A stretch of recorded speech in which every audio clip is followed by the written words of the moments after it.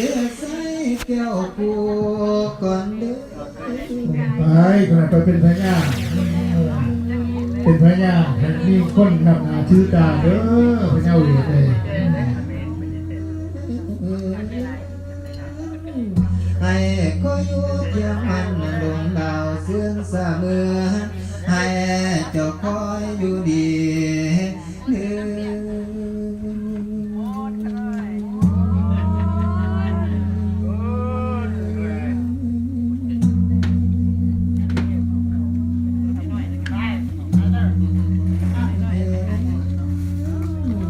ให้เจ้าอยู่ดีถอนมาเสื้อความฝันและหอมมันทั้งกะแต่กะหอบหอยยังเสียงวางหาย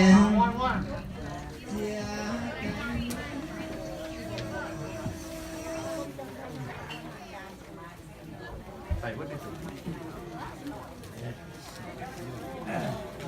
ดูทุกคนก็ครูได้เลย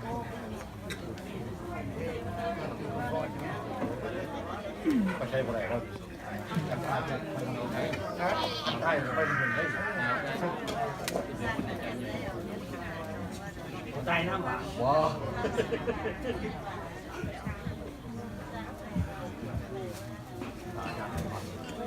ขาจัง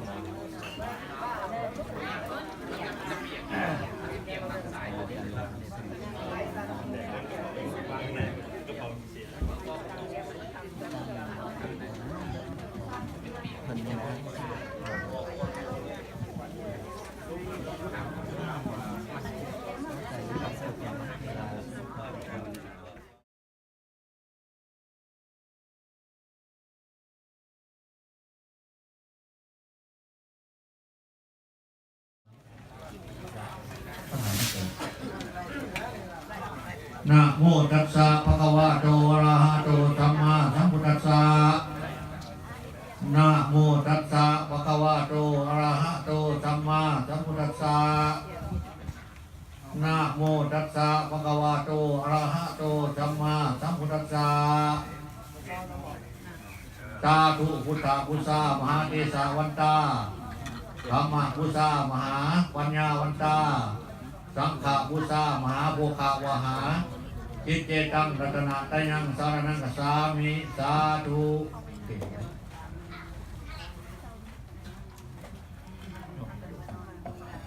ต่อไปภูขาขอสติเทวราชก่อนจะมันตาจักวาเลสุอัตถัสสันตุเทวตาจัตตมังมุนินาจัสสะตุนันตุสักขโมขทังสักเคกาเมจารูเปคิริสิกราตเตจันทร์เกวิมาเนทิเปรเทจักเมตรุวนาคหะเนอาราเมเขเตภูมิมาจันตุเทวาสราธราวิสเมยังกันธรรมนาคาติทันตาสันตเกยังมุนิวราวัจนังสาธโวเมชุนันตุธรรมชาวนาคโลยังบัทันตาธรรมชาวนาคโลยังบัทันตา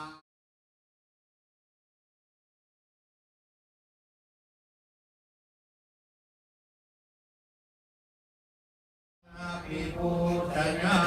มะอะระหังสัมมาสัมพุทโธภะคะวะพุทธังภะคะวันตังอภิวาเทมิเอมินาสการะนะตังธัมมังอภิปุตยามะสวากขาโตภะคะวะตาธัมโมธัมมังนัมสสามิเอมินาสการะนะตังสังฆังอภิปุตยามะสุปฏิปันโนภะคะวะโตสาวกสังโฆสังฆังนามามินะโมตัสสะภะคะวะโตอะระหะโต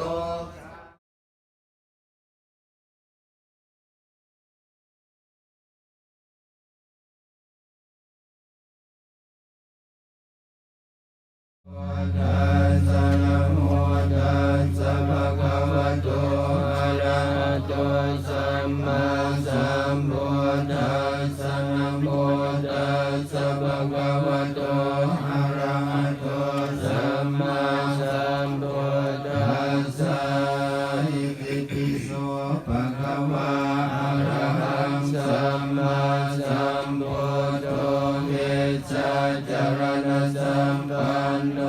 ติติโก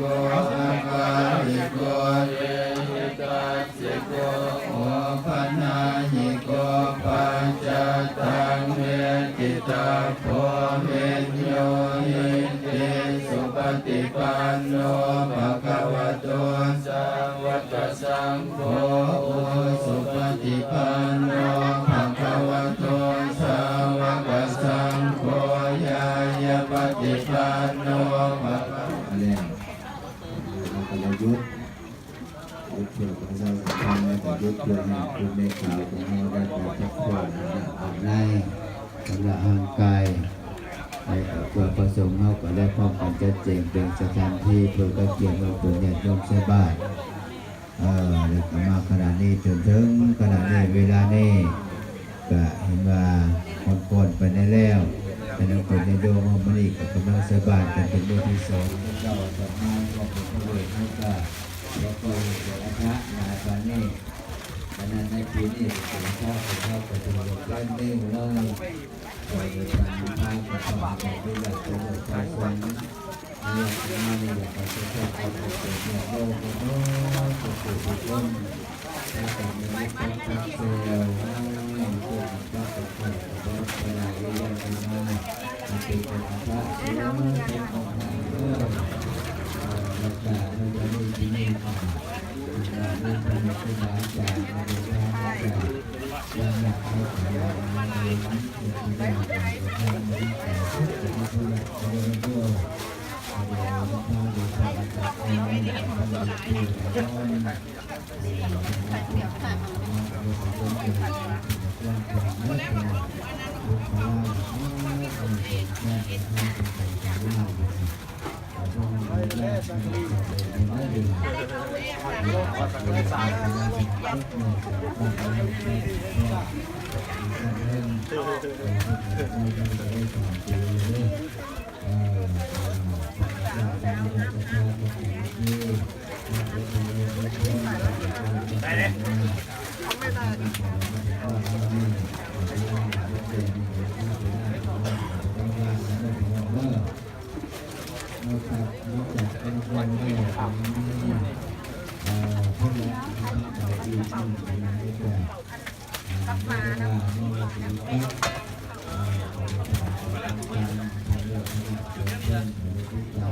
เจ้าคือย่างซาได้มันเจ้าพอดีโอ้ยไม่ใช่คือเก็บข้าวแต่เขาก็โอ้แม่อันนี้คนหาเจ้าเขาบอกเพื่อนจะเป็นเจ้าชักกะลี่เก็บข้าวได้เอาขึ้น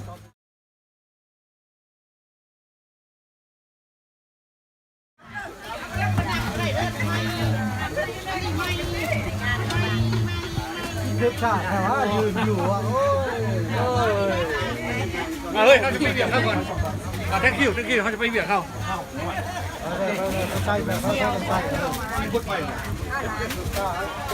มีคนร้ายทำปัญญามาเลยเย็นหัวอุ้ยตัวหัวหน้าคนมาช่วยเป็นหัว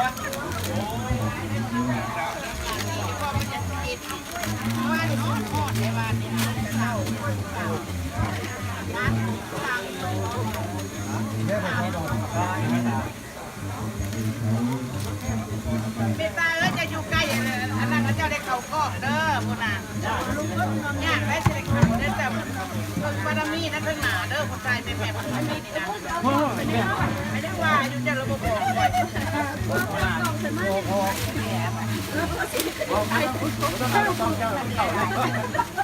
โอ้ไม่ต้องหูแดงเห็นในเก็บเอาแล้ว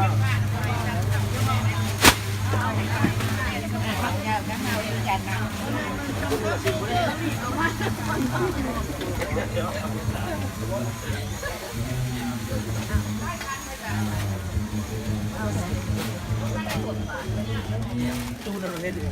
แอบโมเดลมาเลย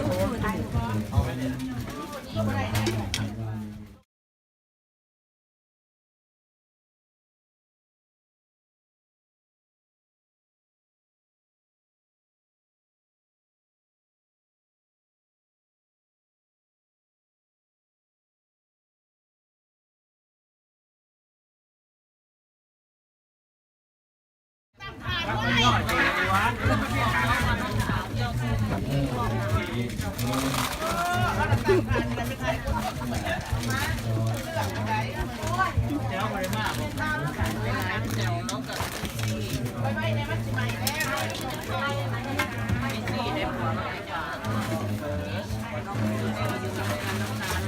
ันใหม่เลยนะนี่จะปล่อยดีมีเสียนะมีไทยมีไรโลดเลือกมีไทยที่ใหม่ร้านนั่งวงมือพอดี โอ้ยฮอดีเดย์คือเจ้าและฮอดีเดย์พอดีเนาะไม่ปลายบาทเป็นยังไงมึงเลยป้าว่ามันเมาปกติมันเมื่อไรนั่นไงเล่นเล่นคนเล่นเสียเดี๋ยวมึงเราอยู่ใช้เงินน้อยกับเราเมื่อแล้วก็หัวเมื่อได้แล้วมาบอกแน่บอกบอสแล้วบอกมาแล้วถึงมาไอ้นี่ตลกในจุดนี้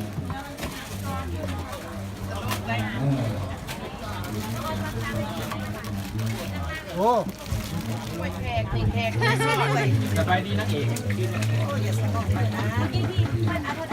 บ่ได้มันจะเบ็ดพวกเขาเลยบ่มันงา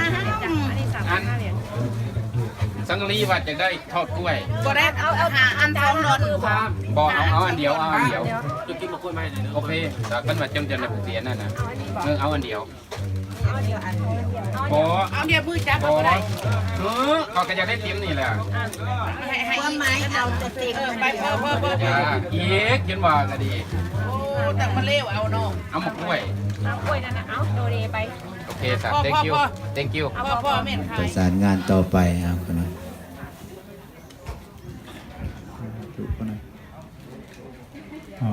ขออนุโมทนาพระอาจารย์ใหญ่เจ้าหอมแสงดาวันได้มาร่วมเป็นประธานในงานบุญพระเวทประจำปีที่วัดลอยสริพุทธารามทางพระอาจารย์ให้ความเมตตาประชาสัมพันธ์ทักทายสบายดีอย่างเป็นญาติโยมขออนุโมทนาขณะพระอาจารย์แซมนี่บนเทศไปกุมบ้านโคกอัตมาไปจะต่อกุมบ้านปลายตอนมาที่ไปเก็บพระหมากใหม่ยี่ลงในป่าบูว่าพระเวทท่านกันอาซาลีแต่แก้ภาพมโนเถาในตอนนั้นพ่อพระใบหอดโจมจ่าต่อเวทสันดอนล้างสังหรณ์นั้นมีจริงพระเวทฤาษีหูรัวขันสิทำนายให้เห็นไปตามสอบย่านบ่ได้ประกอบสองอ่อนหน่อยท่านให้ว่าแก่พันเพิ่นก็ว่าบ่มีแนวขัดของมองใจโน้มจากยางเหตุว่านังพัดภาคบ้านนั่นลำจังเกี่ยวฟันดอกกันนาประเวทว่าเท่านั้นนั่งกะกะขึ้นห่วงปากขององค์ทั้งสองอ่อนเดิกมาเสียนอ่อนสอยน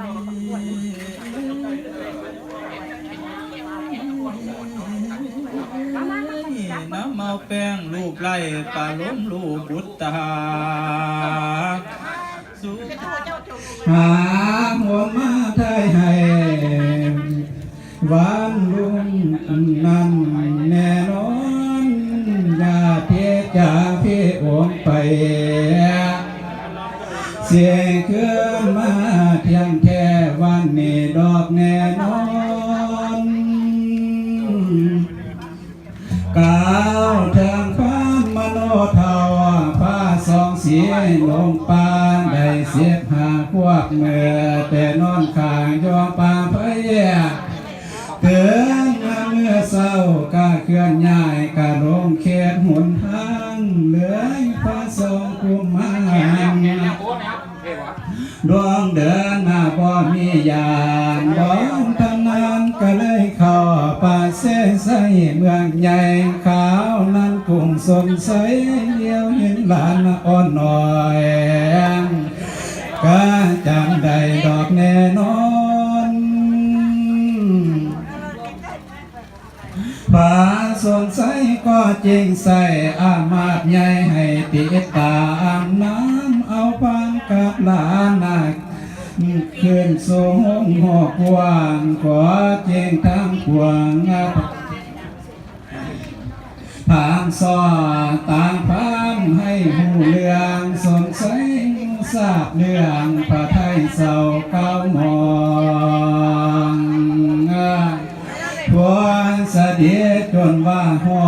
งให้นั้นลานนายายก็เด็กอ่อนเพียงน้องเจ้าห้ามให้ทางให้ได้ยินสองหลานน้อยพามโนเดิงลากแกงหัวเสตีเลือดหนาอาบย่อยก็เลยให้ใส่แต่กันพอหัวเรื่องแล้วจังสันเจงน้ำมันไทยสองหลานหากจังฟังเงินมือทองเสียงของแนวหอยให้แก่พระมโนเท่าเปลี่ย